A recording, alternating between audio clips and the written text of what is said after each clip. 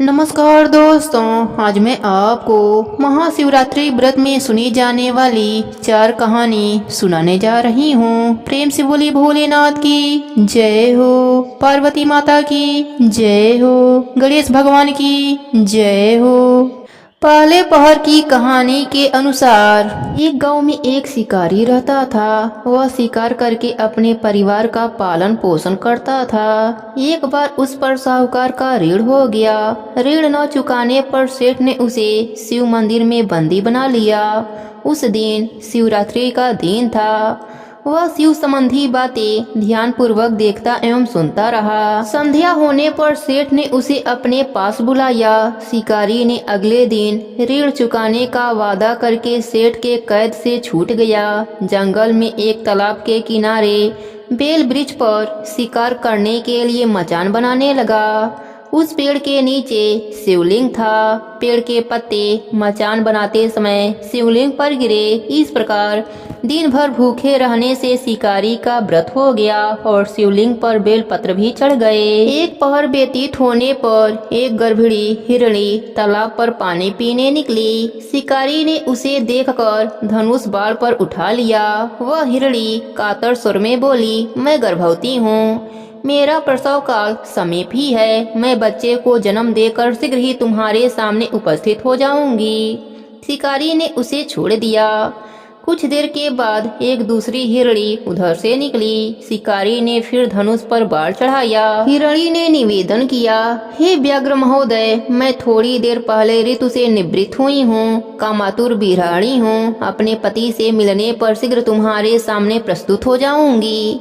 शिकारी ने उसे भी छोड़ दिया। रात्रि के अंतिम पहर में एक मृगी अपने बच्चों के साथ उधर से निकली। शिकारी ने शिकार हेतु धनुष पर बाण चढ़ाया। वह तीर छोड़ने ही वाला था कि वह मृगी बोली, मैं इन बच्चों को इनके पिता के पास छोड़ आऊं, तब मुझे मार डालना। मैं आपके बच्चों के नाम पर दया की भीख मांगती हूँ। शिकारी को उस पर भी दया आ गई और वह उसे छोड़ दिया।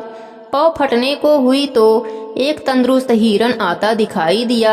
शिकारी उसका शिकार करने के लिए उद्यत हो गया।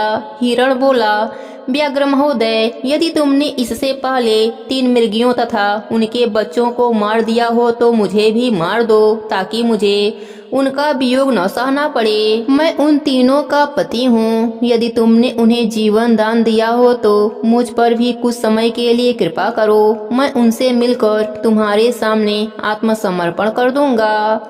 मृग की बात सुनकर रात की सारी घटनाएं उसके दिमाग में घूम गईं। उसने मृग को सारी बातें बता दी। उपवास, रात्रि जागरण तथा शिवलिंग पर बेलपत्र चढ़ने से उसमें भगवत भक्ति का जागरण हो गया। उसने मृग को भी छोड़ दिया। भगवान शिव शंकर की अनुकंपा से उसका हृदय मांगलिक भावों से भर गया। अपने अतीत के कर्मों को याद करके वह पश्चाताप की अग्नि में जलने लगा। थोड़ी देर बाद हिरण सपरिवार शिकारी के सामने उपस्थित हो गया।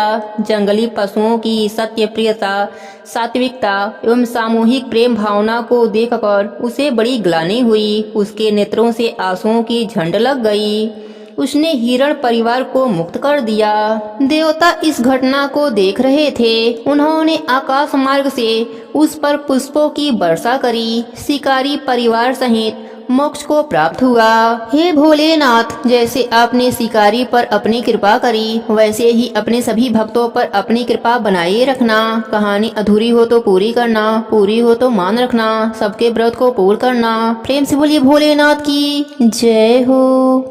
दूसरे पहर की कहानी के अनुसार एक समय की बात है, एक गांव में एक सूद नाम का आदमी रहता था। वह गलत लोगों के संगत में आ जाने के वजह से डाकू बन गया था। वह लोगों को मारकर उनका धन लूट लेता था।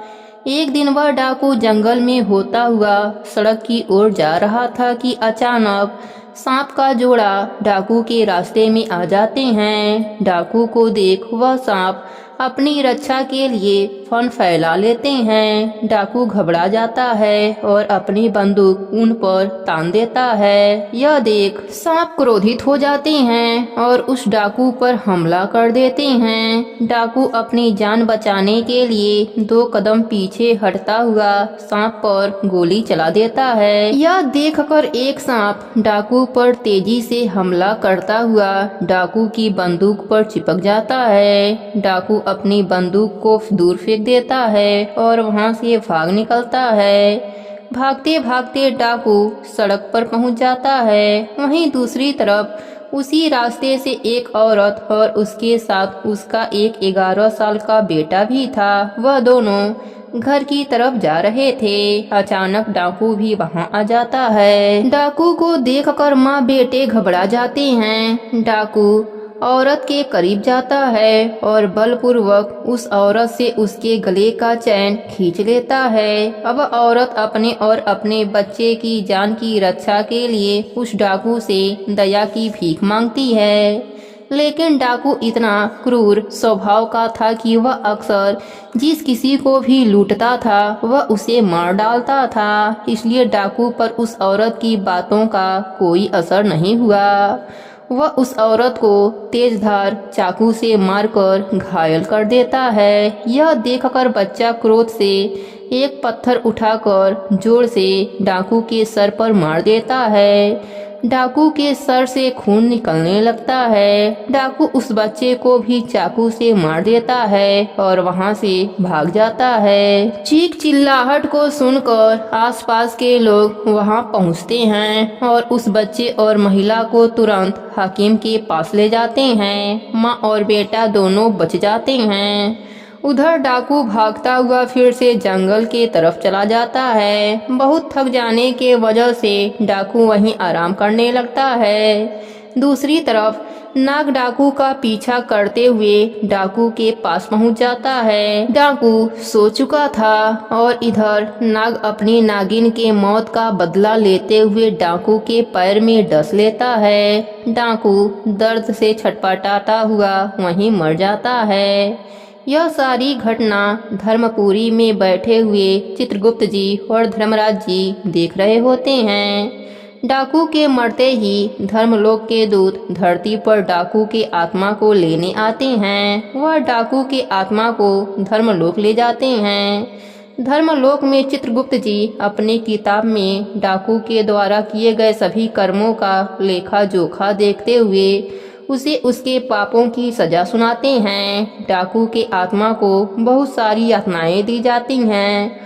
उसके बाद चित्रगुप्त जी डाकू की आत्मा से बोलते हैं, जिस 11 साल के बच्चे को तुमने चाकू से मारा था उस पाप की सजा भोगने के लिए तुम्हारा फिर से धरती पर जन्म एक पंडित के घर में होगा, जहां तुम सिर्फ 11 साल तक ही जीवित रहोगे। दूसरी तरफ एक गांव में एक पंडित रहता था। उसके शादी को 10 साल हो गए थे, लेकिन अभी तक कोई भी बच्चा नहीं हुआ था। पंडित भगवान शिव जी का बहुत बड़ा भक्त था। वह रोज भोले बाबा को पूरी श्रद्धा और विश्वास से पूजा अर्चना किया करता था। साथ ही महाशिवरात्रि का व्रत भी करता था। इसके अलावा वह गरीबों और साधु संतों को भोजन भी कराता था। एक दिन भगवान भोलेनाथ पंडित की सच्ची भक्ति से प्रसन्न होकर दर्शन देते हैं। पंडित भगवान का दर्शन पाकर बहुत प्रसन्न होता है। भगवान शंकर बोलते हैं, मैं तुम्हारी भक्ति से बहुत प्रसन्न हूँ, बोलो क्या वरदान दूँ। पंडित एक पुत्र की मांग करता है। भगवान भोलेनाथ तो अंतर्यामी हैं। वह भूत भविष्य पहले से ही जानते हैं कि पंडित क्या वरदान मांगेगा।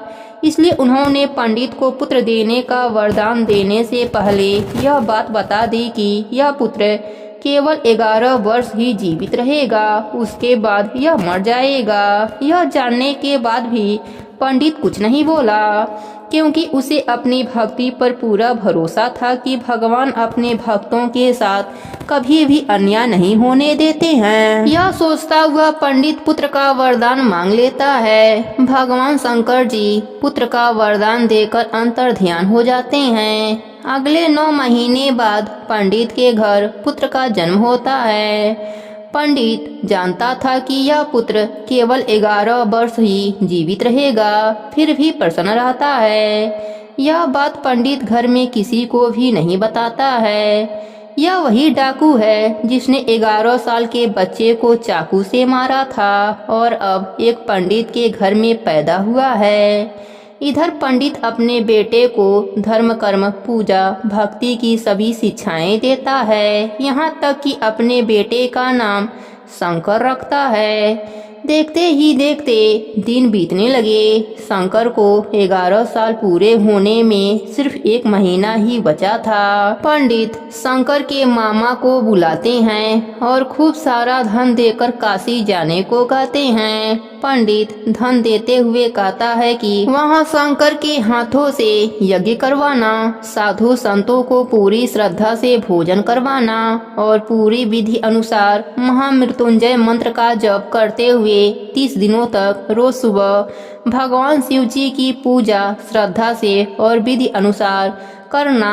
अगले दिन शंकर और मामा धन लेकर काशी के लिए निकल पड़ते हैं। काशी पहुंचते ही मामा और शंकर वह सब कुछ करना शुरू कर देते हैं जैसे कि पंडित ने बताया था। ठीक 30वें दिन शंकर की तबीयत अचानक खराब हो जाती है। शंकर के मामा शंकर को आराम करने के लिए अंदर भेज देते हैं। शंकर के मामा जब संत साधुओं को भोजन कराकर शाम को शंकर के पास आते हैं तब तक शंकर मर चुका है। यह देखकर शंकर के मामा जोर जोर से रोने लगते हैं। इतने में धर्मलोक के दूत शंकर के आत्मा को लेकर धर्मनगरी पहुंचते हैं। धर्मलोक में चित्रगुप्त जी जैसे ही शंकर के पाप पुण्य के लेखा की किताब खोलते हैं तो चकित रह जाते हैं और जोर से बोलते हैं, असंभव, अद्भुत। यह 2 शब्द बोलते ही कुछ देर तक यूं ही मौन बैठे रहते हैं। फिर कुछ देर के बाद चित्रगुप्त ऊंचे स्वर में यमदूतों को आदेश देते हैं कि तुरंत अभी के अभी शंकर की आत्मा को उसके शरीर में डालकर आओ। यमदूत शंकर की आत्मा उसके शरीर में पुनः डाल देते हैं और शंकर जिंदा हो जाता है। यह चमत्कार देखकर उसके मामा का खुशी का ठिकाना नहीं रहता है। इधर धर्मलोक में इस बात को लेकर धर्मराज जी चित्रगुप्त जी से सवाल करते हैं कि यह कैसे हुआ। तब चित्रगुप्त जी बताते हैं कि जब मैंने किताब खोली तो उसमें शंकर के द्वारा किए गए पुण्य कर्मों और भगवान शिव जी की आराधना, हवन जैसे शुभ और भक्ति की शक्ति से शंकर की कुंडली में जो उसके पिछले जन्म के पापों की वजह से मृत्यु योग बना था वह योग खत्म हो चुका था। इसी के साथ शंकर के पुण्यों का लेखा सबसे अधिक था, जिस वजह से शंकर की उम्र बढ़कर 90 साल हो चुकी है। इस वजह से मुझे सृष्टि के नियमों का पालन करते हुए शंकर की आत्मा को पुनः शंकर के शरीर में भेजना पड़ा। इधर शंकर के मामा पूरे हर्ष उल्लास के साथ आंखों में खुशी के आंसू लेकर शंकर को लेकर घर पहुंचते हैं। तो शंकर को जिंदा देख शंकर के पिता इतना खुश होते हैं मानो उन्हें नया जीवन मिल गया हो। तब शंकर सबको वह सारी बातें बताता है जो उसके साथ धर्मलोक में हुआ था। यह सुन सभी का भगवान के प्रति श्रद्धा और विश्वास बढ़ जाता है और सभी लोग भोलेनाथ की जयकारा लगाने लगते हैं। हे भोलेनाथ, ऐसे ही अपने सभी भक्तों पर अपनी कृपा बनाए रखना। कहानी अधूरी हो तो पूरी करना, पूरी हो तो मान रखना, सबके व्रत को पूर्ण करना। प्रेम से बोलिए भोलेनाथ की जय हो। तीसरे पहर की कहानी के अनुसार बहुत पुरानी बात है। एक गांव में एक चिड़िया रहती थी। उसके 3 छोटे छोटे बच्चे थे। वह चिड़िया गांव के घरों में से गिरा हुआ अनाज चुगती और अपने बच्चों को खिलाती थी। वह चिड़िया शिव जी की परम भक्त थी। वह अपने मन में हमेशा भोले बाबा और माता पार्वती को याद करती और प्रणाम करती थी। उसी गांव में एक सेठ सेठानी का घर था। उस सेठ सेठानी के कोई भी औलाद न थे। सेठानी इस बात से परेशान होकर घर के पीछे बैठकर रोती रहती थी। चिड़िया उस सेठानी को देखती और भोले बाबा से सेठानी की गोद भरने के लिए प्रार्थना करती थी। सेठानी बड़े ही अच्छे विचारों वाली थी, पर सेठ भगवान में विश्वास नहीं रखता था, पूजा पाठ नहीं करता था, भागवत कथा नहीं सुनता था और ना ही ब्राह्मणों की सेवा करता था। सेठ के कर्म से उसके भाग्य में बच्चे का सुख नहीं बन पा रहा था। सेठानी को गांव की स्त्रियां जब बाझन कहती तो सेठानी घर के पीछे बैठकर रोती। चिड़िया को यह सब देखकर सेठानी पर बड़ा ही तरस आता था।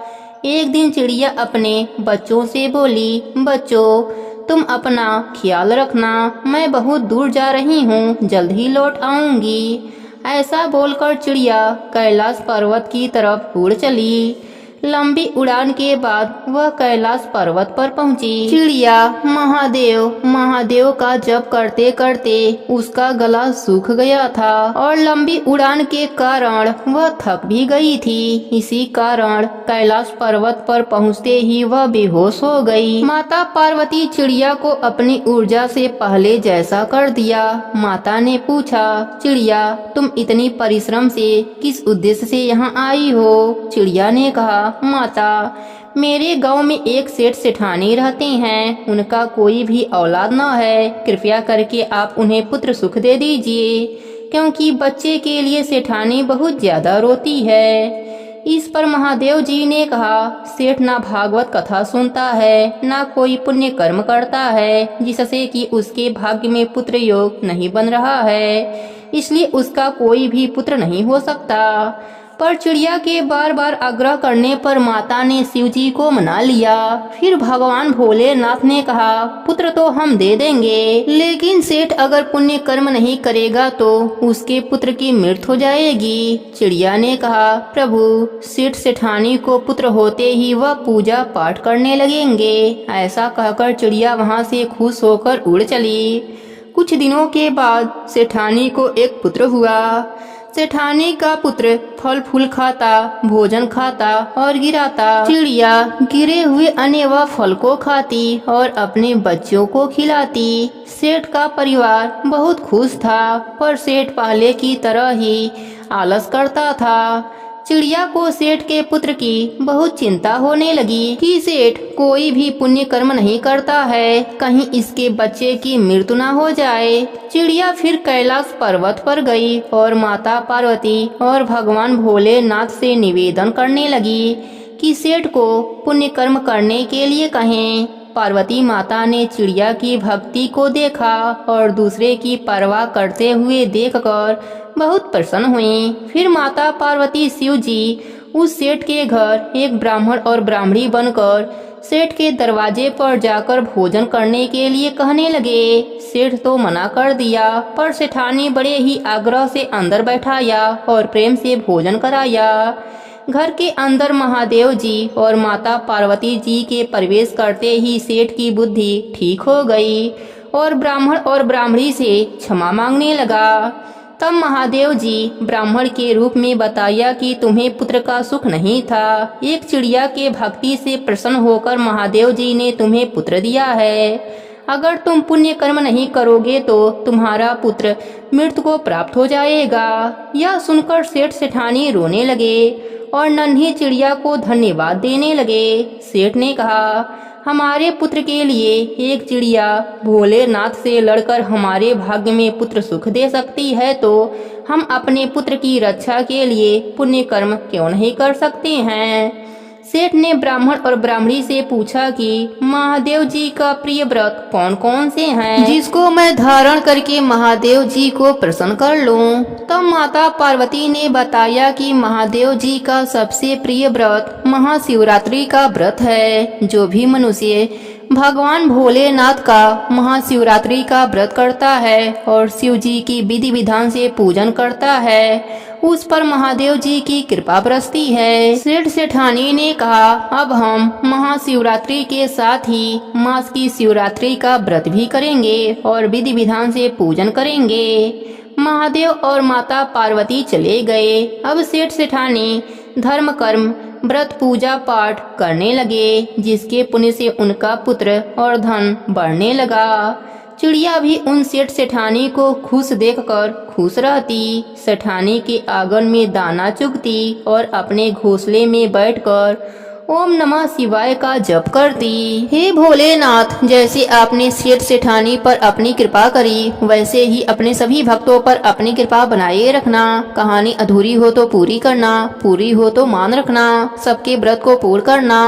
प्रेम से बोली भोलेनाथ की जय हो, पार्वती माता की जय हो। चौथे पहर की कहानी के अनुसार एक गरीब ब्राह्मण था। वह रोजाना भोलेनाथ को जल चढ़ाता था। उसके पास कोई भी पात्र नहीं था, इसलिए वह रोजाना दोनों हाथों में और मुंह में पानी भरकर ले जाता और भोलेनाथ के शिवलिंग पर मुंह का पानी और हाथों के पानी से नहला देता था। उसी ब्राह्मण के सामने एक बहुत बड़ा साहूकार रहता था। वह भी रोजाना शिव जी की पूजा आराधना किया करता था। संयोग से दोनों एक ही समय जल चढ़ाते थे, तो साहूकार ब्राह्मण को देखकर तिलमिला उठता था और बुरी नजर से देखता था और मन में सोचता था कि मैं तो चांदी के सिरंगी से पंचामृत लेकर चढ़ाता हूँ, शिवलिंग का अभिषेक करता हूँ और यह ब्राह्मण मेरी पूजन विधि को बिगाड़ देता है, भगवान को जूठा जल चढ़ाता है। साहूकार कई बार ब्राह्मण को समझाता कि तो मुंह में पानी मत लाया करो, मेरे सिरंगी लेकर जल चढ़ा लिया करो, लेकिन ब्राह्मण तो अपने धुन में लगा रहता था और साहूकार के बातों पर ध्यान नहीं देता था। यह सब भगवान देखते व सुनते थे। एक दिन भोलेनाथ ने सोचा दोनों की परीक्षा लेनी चाहिए कि किसकी भक्ति सच्ची है। एक दिन ब्राह्मण व साहूकार दोनों एक साथ घर से निकले। दोनों भगवान की पूजा करने जा रहे थे। भोलेनाथ ने आंधी तूफान चला दिया। अब ब्राह्मण तो तूफान से नहीं घबराया और आगे बढ़ गया। साहूकार जैसे ही जाने लगा, उसके थाली में रखी पूजन सामग्री सब उलट पुलट गई। आंख, धतूरा, बेलपत्र, चंदन, रोली, मौली, चावल, फूलमाला सब तूफान से नीचे गिर गए। साहूकार तो घबरा गया। सोचा कि ऐसा तूफान आ रहा है, मैं आज मंदिर नहीं जाऊंगा और वापस घर जाने लगा। लेकिन पीछे से वापस देखा कि ब्राह्मण तो मंदिर जा रहा है, मैं भी हिम्मत करके जाता हूँ। साहूकार ने वापस से थाली लगाई और आगे बढ़ा। थोड़ी ही दूर पर एक सूखी नदी थी। भगवान ने सोचा यह दोनों तो एक परीक्षा में पास हो गए हैं, अब दूसरी मुसीबत करना चाहिए। भगवान ने उस सूखी नदी में बाढ़ चला दिया। अब पानी बहुत वेग से आ रहा था। दोनों नदी के पास जाकर खड़े हो गए। तब ब्राह्मण ने सोचा कि भगवान को जल चढ़ाने का नियम है, उसे नहीं तोड़ना चाहिए। मैं तो बिना भगवान के जल चढ़ाए रह नहीं सकता, मुझे तो जाना ही चाहिए। अगर पानी के बहाव में बह भी गया तो कोई बात नहीं, एक दिन तो मरना ही है। यह तो निश्चित है, इस संसार को छोड़कर एक दिन जरूर जाना है।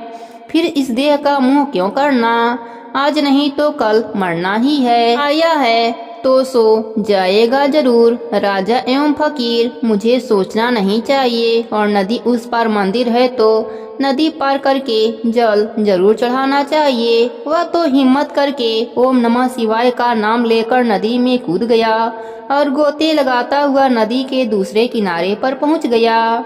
इधर साहूकार ने देखा कि नदी में बाढ़ बहुत तेज है, अगर मैं कूद गया तो पानी के बहाव में बह जाऊंगा।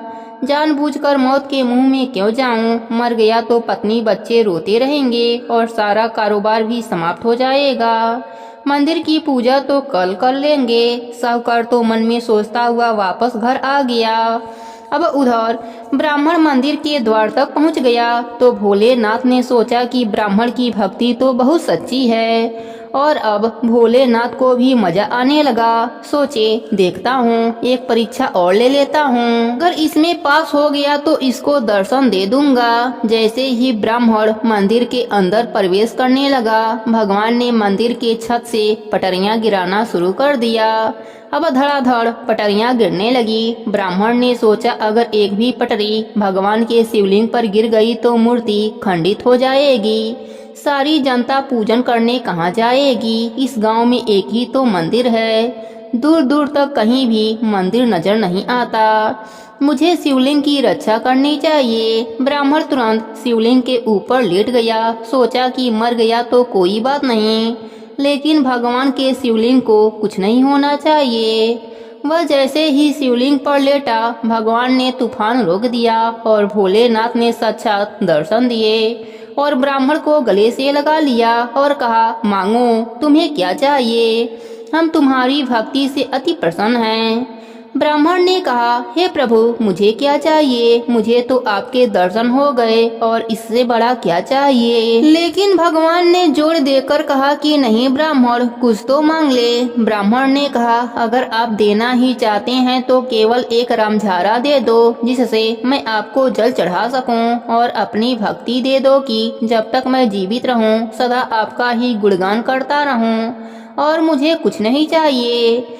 भगवान को हंसी आ गई और बोले, ब्राह्मण, तुम कितने भोले हो। ब्राह्मण ने कहा कि भगवान, मनुष्य अपने जीवन में कितना भी होशियार क्यों ना हो, कितना भी धन दौलत वैभव क्यों ना हो, पर मरने के बाद उनके साथ कुछ नहीं जाता।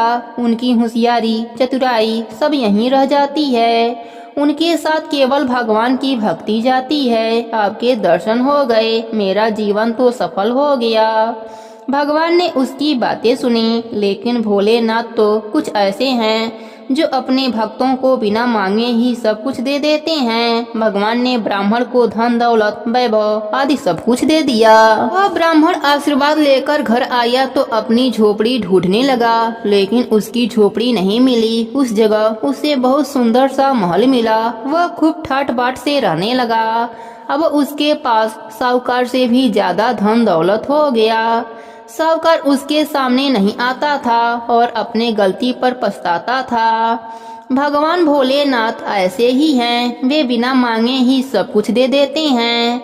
हे भोलेनाथ, जैसे आपने बिना मांगे ब्राह्मण को दर्शन दिया और बहुत सा धन दौलत वैभव दिया, वैसे ही सबको देना। सब पर अपनी कृपा बनाए रखना। कहानी अधूरी हो तो पूरी करना, पूरी हो तो मान रखना।